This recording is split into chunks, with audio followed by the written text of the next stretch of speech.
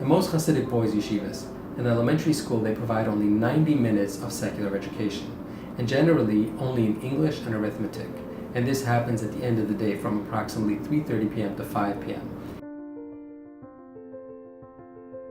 In high schools, boys could spend as many as 12 to 14 hours a day in yeshiva and receive no secular education at all. No English, no math, no science, no social studies, none of that.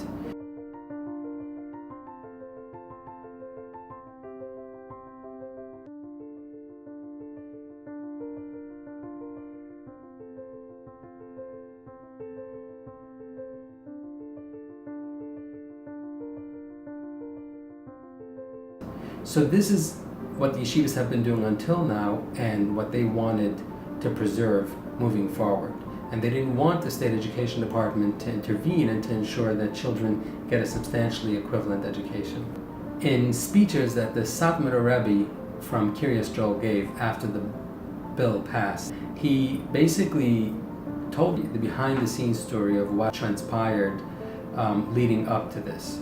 So as far back as Hanukkah, which was basically a few months before the budget had to pass, he, Simcha Felder, and another Hasidic activist were sitting together and basically planned this to the T.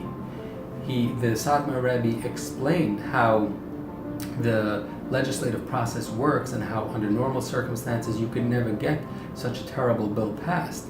He also talked about how at the moment the yeshivas were violating the law based on the way the law was prior to Simcha Felder, and that was the sole intention of introducing this new legislation so that the yeshivas are no longer in violation of the law, and so that any new guidelines that come out have to take this new law into consideration and are severely weakened. Simcha Felder's new law is clearly unconstitutional according to several experts who've looked at the bill. Basically, even though it doesn't mention the word yeshivas, it is clearly tailor-made for yeshivas.